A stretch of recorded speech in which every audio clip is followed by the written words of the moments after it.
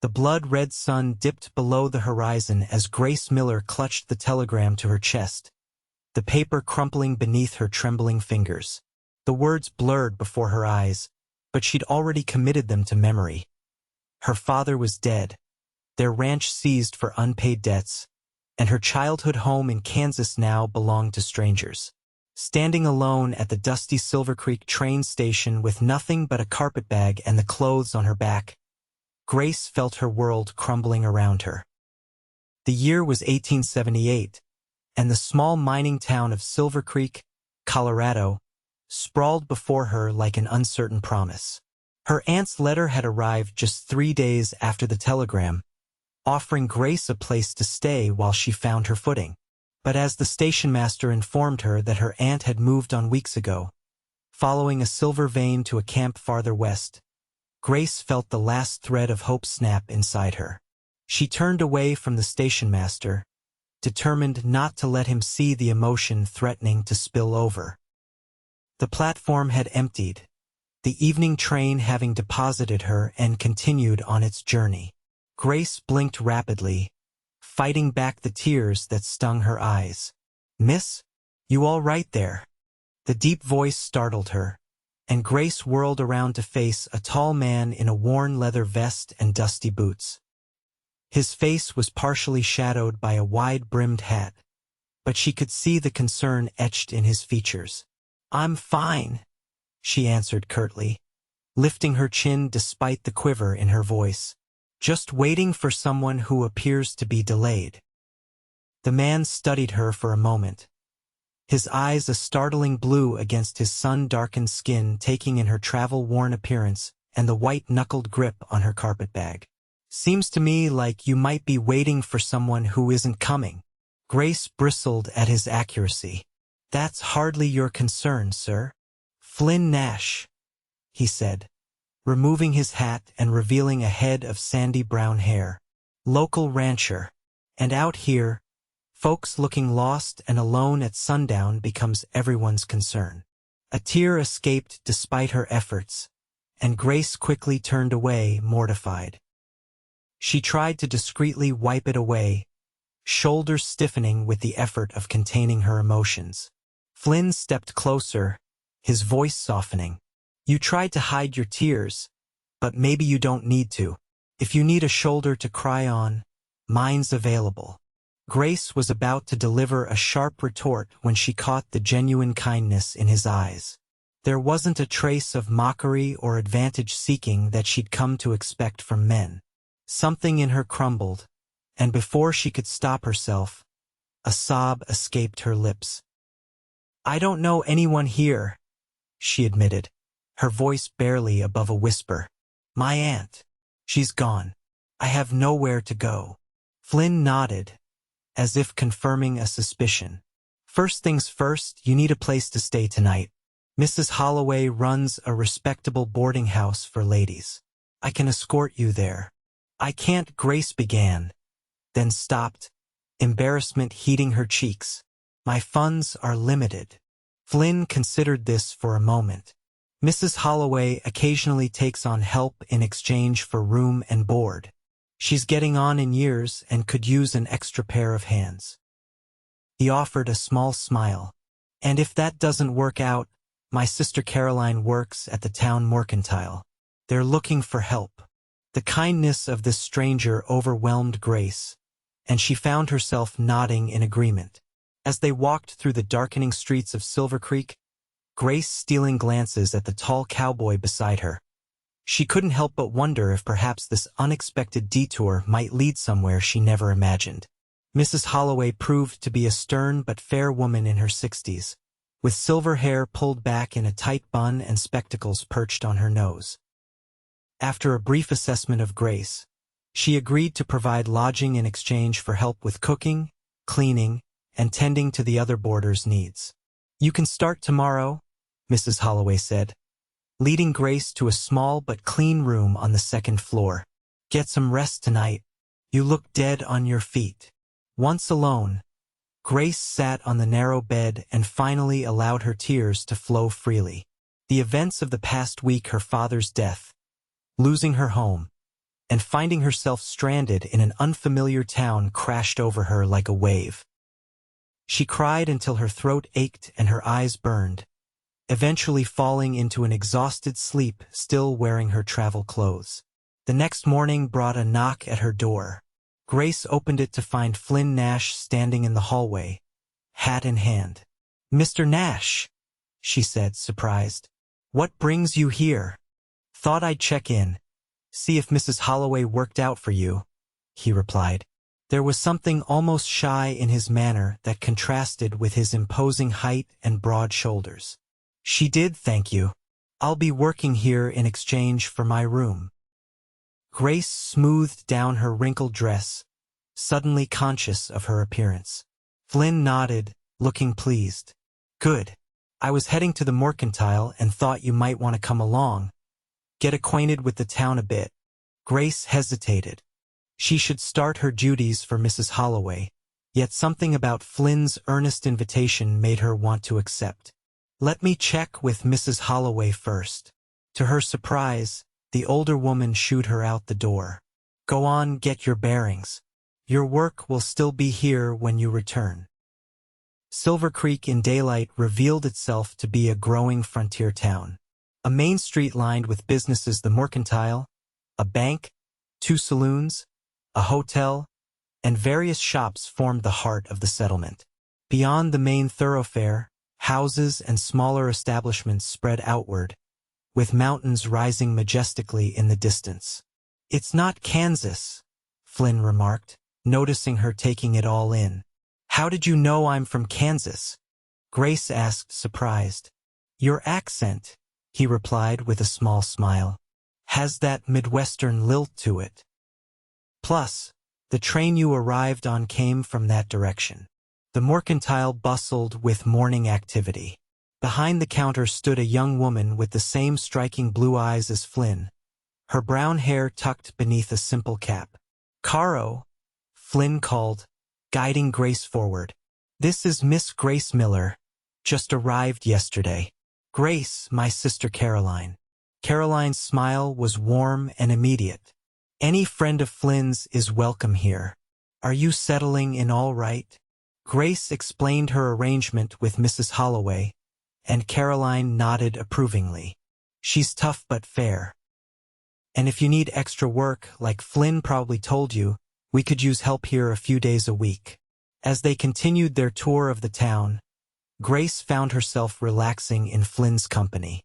There was something steadying about his presence, a quiet confidence that put her at ease despite her uncertain circumstances. "What brought you to Silvercreek?" she asked as they paused near the town's small church. "Came out here with my father and Caroline after the war," Flynn replied. "I was just a boy when it ended. Pa had fought for the Union, came back changed. Said he needed wide open spaces, room to breathe. We started small, but now Nash Ranch is one of the larger spreads in the county." "And your mother?" Grace asked gently, noting he hadn't mentioned her. "Died of fever when I was 12, just before we headed west." His tone was matter-of-fact, but Grace caught the old pain behind his words. "I'm sorry. I lost my mother young as well. Feels like losing your compass, doesn't it?" Flynn looked at her with surprise, as if she'd articulated something he'd never put into words. "That's exactly it. Been finding my way ever since." They walked in companionable silence until reaching the boarding house again.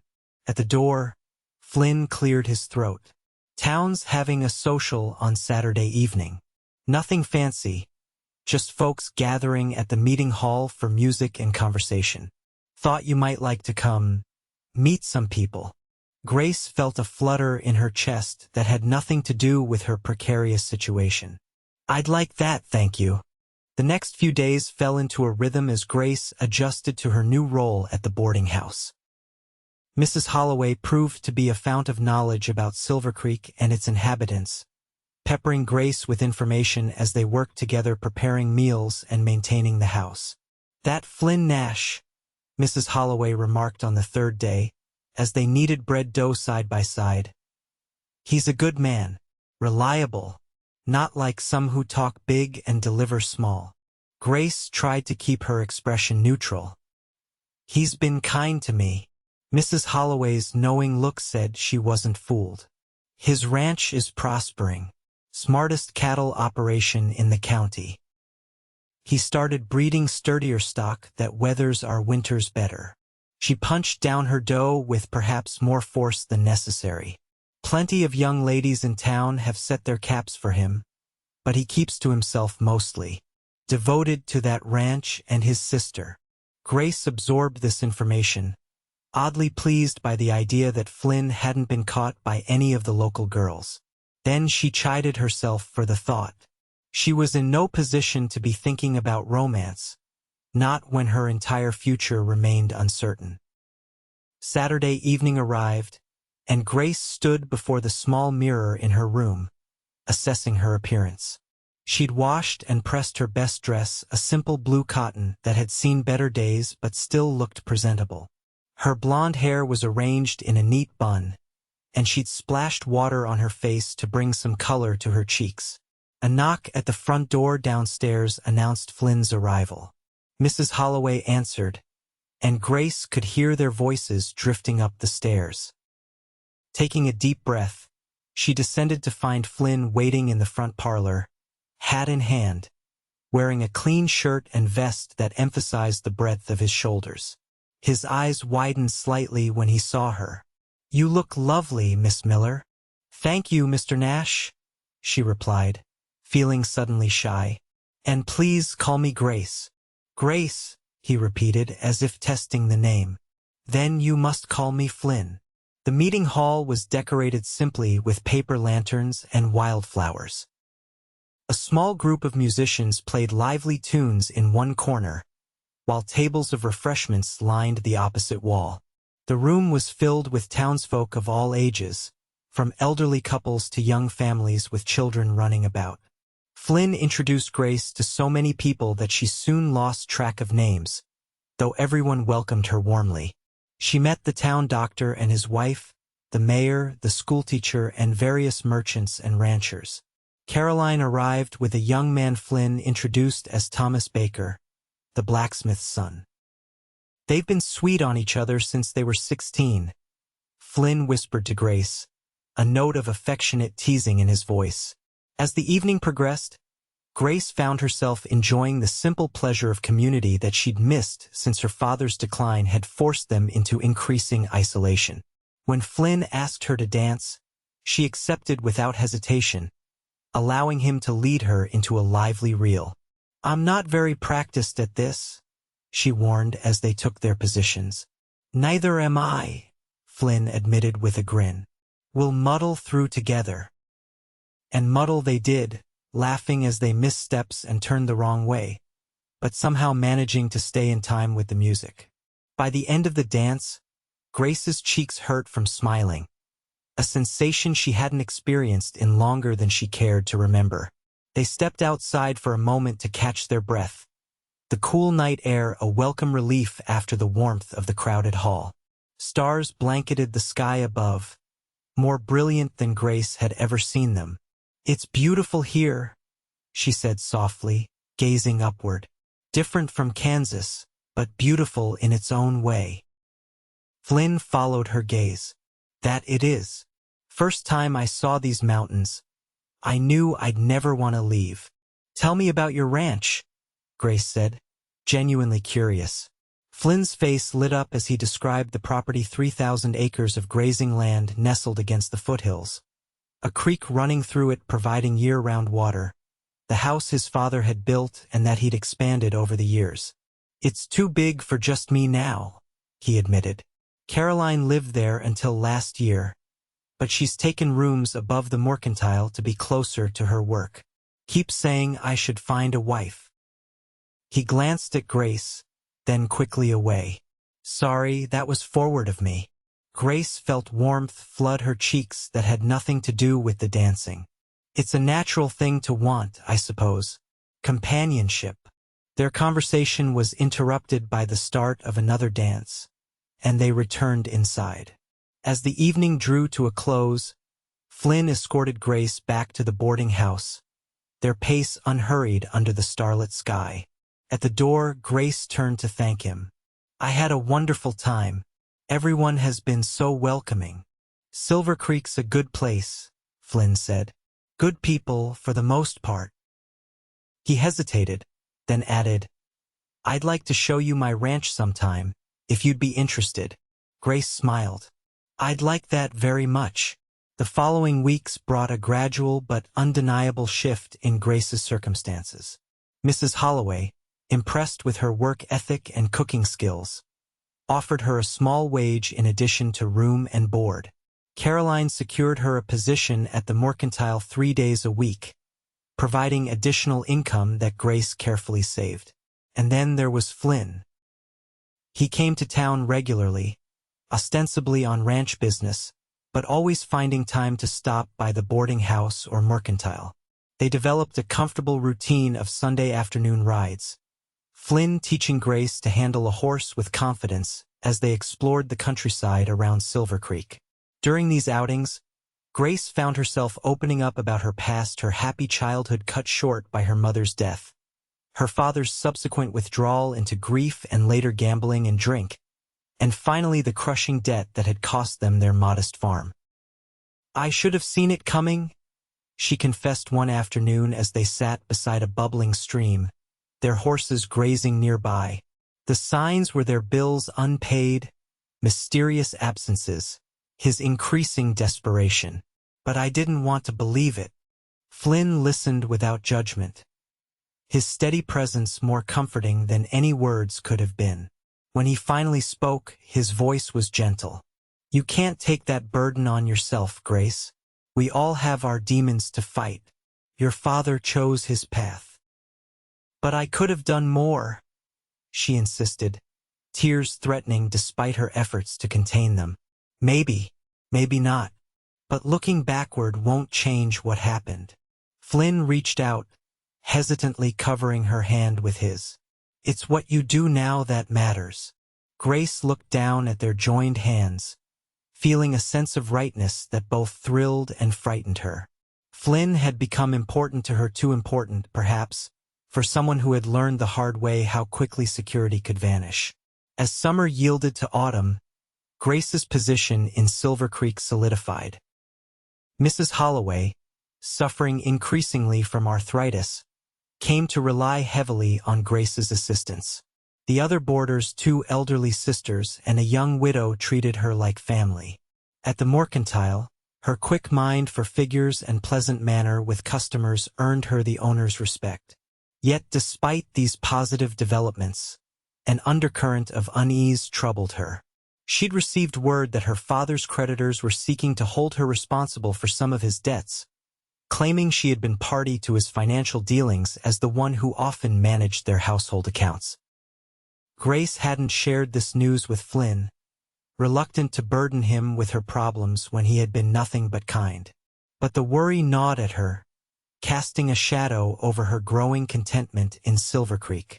One crisp October morning, as Grace arranged a display of canned goods at the Mercantile, the bell above the door jingled.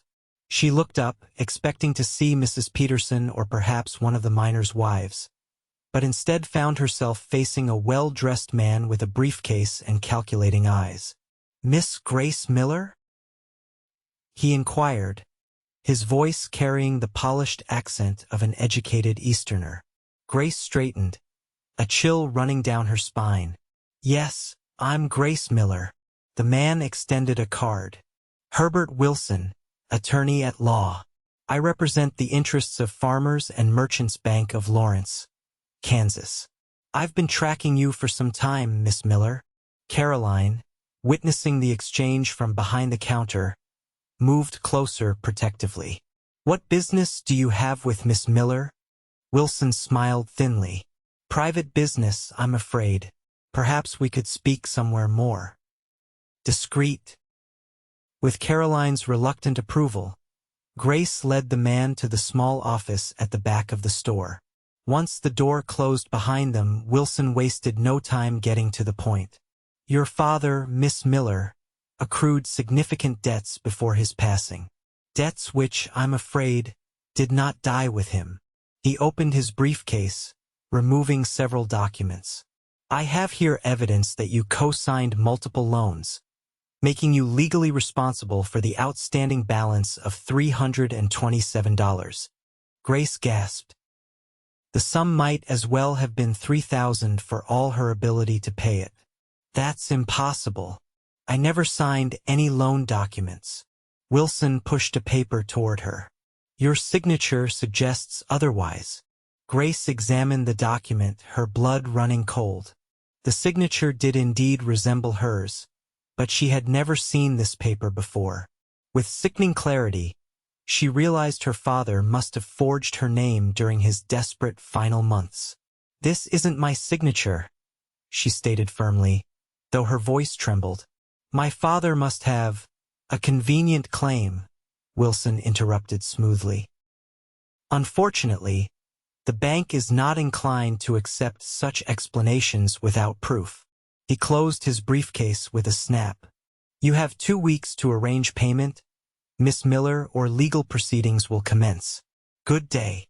Grace sat frozen as the man departed, the implications of his visit crashing over her. Even if she emptied her savings and sold every possession, she couldn't come close to the sum demanded. The life she had carefully begun building in Silvercreek suddenly seemed as fragile as a soap bubble. When she finally emerged from the office, Caroline took one look at her pale face and insisted she go home early. Grace walked through town in a daze, barely acknowledging greetings from people she passed. At the boarding house, she slipped up to her room, closed the door, and finally allowed her composure to crumble. Hours later, a soft knock interrupted her misery. Hastily wiping her eyes, Grace called, "Who is it?" "It's Flynn. Caroline sent word you might need a friend." Grace hesitated, reluctant to let anyone see her in such a state, but found herself opening the door nonetheless. Flynn's concerned expression deepened as he took in her tear-stained face. "May I come in?" he asked gently. It wasn't proper, allowing a man into her bedroom, but Grace was beyond caring about proprieties. She stepped aside, and Flynn entered, leaving the door ajar for the sake of appearances. "Caroline told me about the lawyer," he said without preamble. "Want to tell me what happened?" The story spilled out of Grace: her father's debts, the forged signatures, the impossible demand. Throughout her account, Flynn listened intently, his jaw tightening with each new detail. "I don't know what to do," Grace concluded, fresh tears threatening. "If I can't pay, they'll take legal action. I could end up in jail, Flynn." "That's not going to happen," Flynn stated with such certainty that Grace almost believed him. "We'll figure this out." "How?" "I don't have that kind of money, and I won't be able to earn it in 2 weeks. Flynn paced the small room, thinking. "I could lend you the money." Grace shook her head immediately. "No, I can't accept that.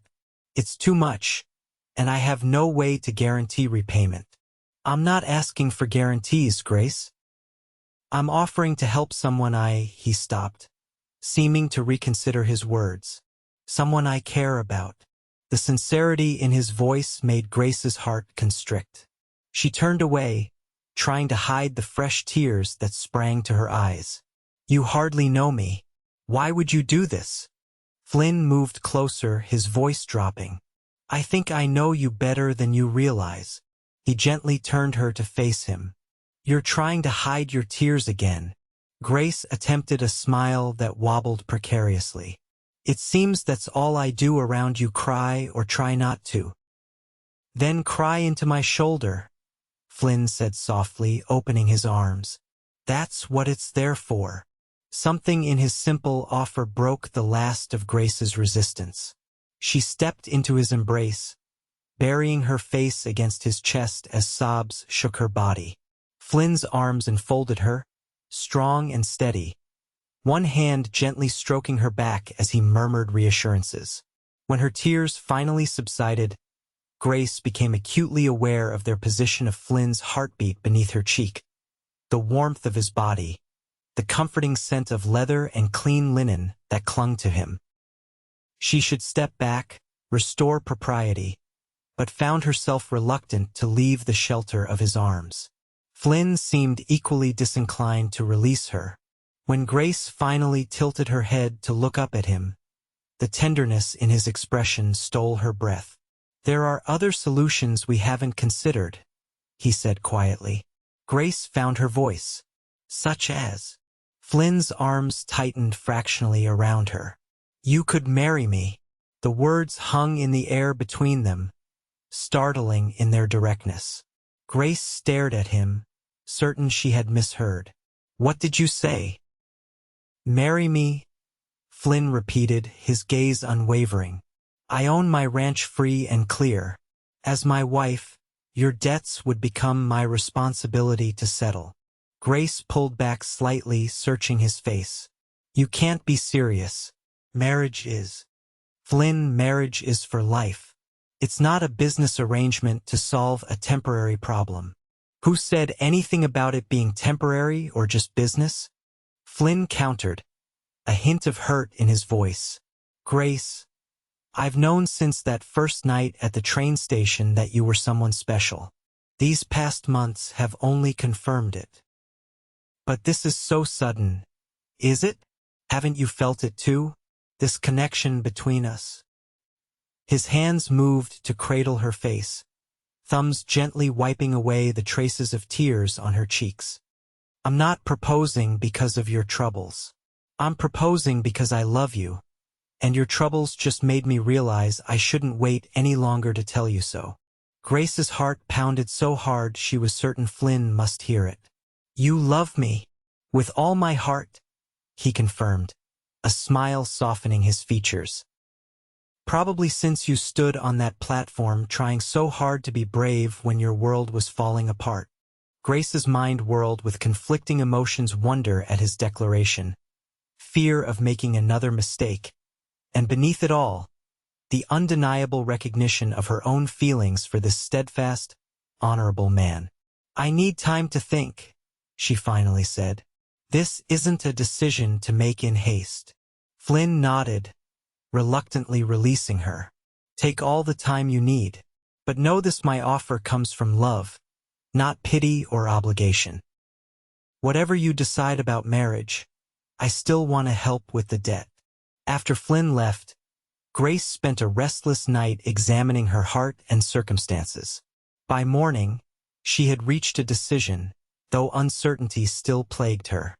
She sent word to Flynn asking him to meet her that afternoon at the church, a neutral ground where they could speak privately. The small white clapboard building stood empty when Grace arrived, sunlight streaming through its simple stained glass windows and casting colorful patterns on the wooden pews. She sat in the front row, the silence broken only by the occasional creaking of the old structure as it settled. The door opened behind her, and Flynn's distinctive footsteps echoed in the quiet space. He sat beside her, hat in hand, waiting for her to speak first. "I've been thinking about your proposal," Grace began, her voice steady despite her nerves. "And about why you made it." "Because I love you," Flynn said simply. Grace turned to face him fully. "I believe you, and that's what makes this so difficult." She took a deep breath. "I can't marry you, Flynn. Not like this."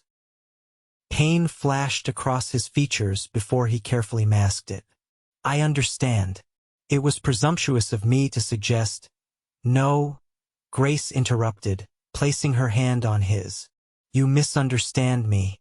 I can't marry you with this cloud hanging over me. I need to resolve my father's debts myself, to start our life together clean." Flynn stared at her, hope dawning in his eyes. "Our life together?" Grace smiled, feeling suddenly shy despite her bold words. "If you still want that, because I love you too, Flynn Nash. Enough to want to come to you as an equal, not as someone you had to rescue." Joy transformed Flynn's face. "You love me." "I do," Grace confirmed. But I need to solve this problem my own way. Flynn considered her words, then nodded slowly. All right, what's your plan? I'm going back to Kansas, Grace said, having come to this difficult decision during her sleepless night. I need to confront these creditors directly, prove those signatures aren't mine. My father's lawyer might still have records that could help, and there are people in Lawrence who know my handwriting and could testify on my behalf. Flynn frowned. That's risky, Grace. What if they don't believe you? Then at least I'll have tried, she replied firmly. I can't run from this, Flynn. It will follow me wherever I go. When would you leave? Tomorrow's train. The sooner I face this, the better. Flynn was quiet for a long moment, then reached for her hand. I'm coming with you. Flynn, no. The ranch. My foreman can manage for a week or two. Flynn insisted. I'm not letting you face this alone, Grace. Not when we could face it together. Grace wanted to argue further but found herself overwhelmed by the depth of his commitment. Together, then, she agreed softly. They left for Kansas the next morning, a journey that took 3 days by rail. Throughout the trip, Flynn remained a steady presence at Grace's side, his quiet confidence bolstering her own determination. They arrived in Lawrence on a rainy afternoon, checking into separate rooms at a modest hotel near the town center. The following day brought a whirlwind of activity as Grace sought out her father's attorney, only to discover he had retired. His replacement, a young lawyer named Edward Porter, initially seemed skeptical of Grace's claims but agreed to review the firm's records. If what you say is true, Miss Miller, this is a serious matter, Porter said, adjusting his spectacles as he examined the documents Grace had brought from Silvercreek. Forgery is a criminal offense. I'm not looking to press charges posthumously against my father, Grace clarified. I just want to clear my name and resolve these claims against me. Porter nodded thoughtfully. Let me see what I can find in our files. Return tomorrow morning. The next day, Porter greeted them with guarded optimism. I've located several documents with your authentic signature, Miss Miller. The differences between these and the loan papers are notable even to my untrained eye. Relief flooded through Grace. Then you believe me? I do, Porter confirmed. More importantly, I've drafted a formal challenge to the bank's claim, citing suspected forgery and requesting a handwriting analysis. It won't resolve matters immediately, but it will buy time and force them to prove their case more rigorously. With Porter's assistance, Grace spent the next several days gathering additional evidence statements from her former teacher about her handwriting, documentation showing she had been teaching at a local school on days when some of the loans were supposedly signed, and affidavits from neighbors attesting to her father's increasingly erratic behavior in his final months. By the end of the week, Porter expressed confidence that the bank would eventually withdraw its claim rather than face the expense and uncertainty of a protracted legal battle with questionable evidence. You've built a compelling case, Miss Miller, he told her as they concluded their business. I'd be surprised if they pursue this much further. I'll cable you in Silvercreek when it's resolved. As Grace and Flynn boarded the train back to Colorado, she felt lighter than she had in months.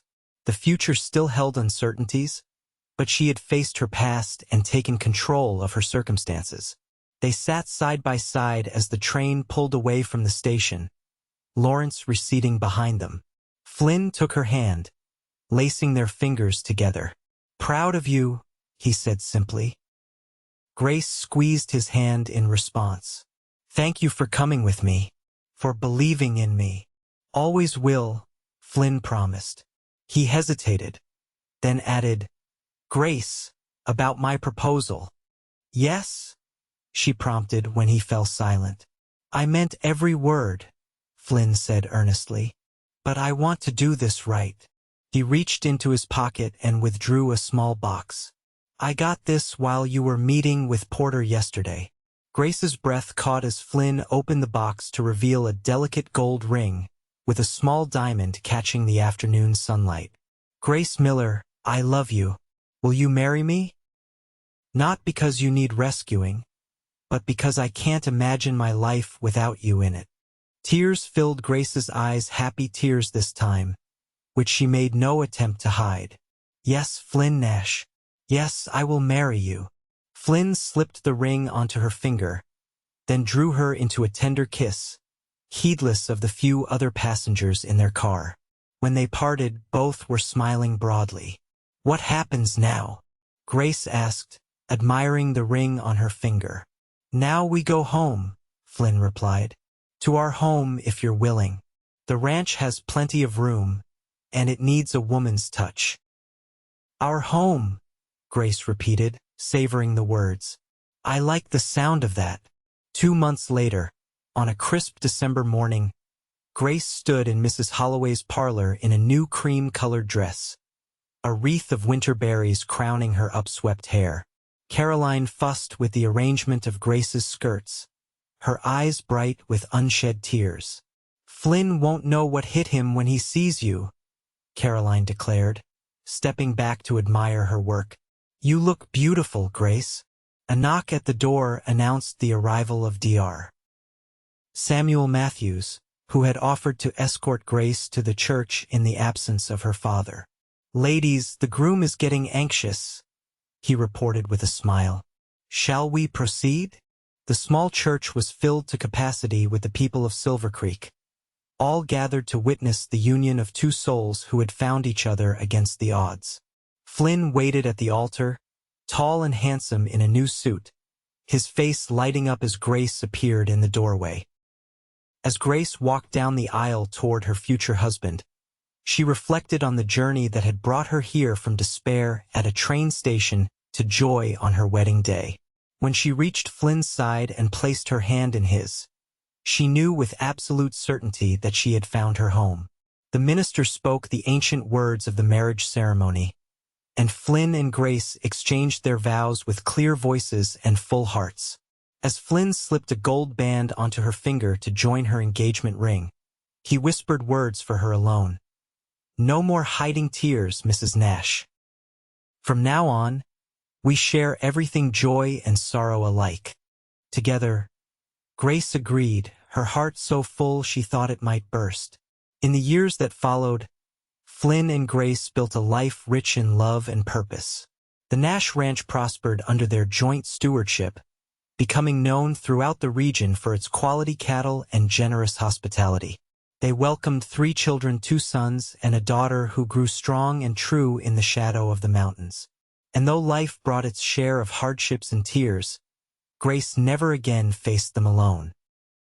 For in Flynn, she had found not just a shoulder to cry on, but a partner to walk beside her through all of life's joys and sorrows, a love as vast and enduring as the Colorado sky that had witnessed their beginning.